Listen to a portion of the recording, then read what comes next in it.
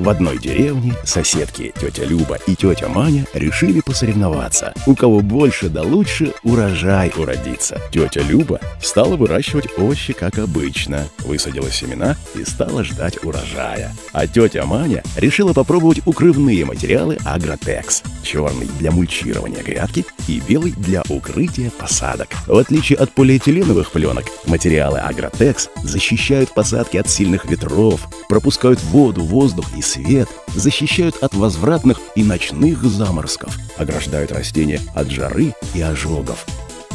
Тетя Люба все лето гоняла вредителей и регулярно пропалывала грядку, а тетя Маня нашла время для отдыха. За нее работал Агротекс. Осенью большой урожай в огороде тети Мани собирали всей деревней. Укрывные нетканые материалы Агротекс создают оптимальный микроклимат для роста и развития растений в саду и огороде.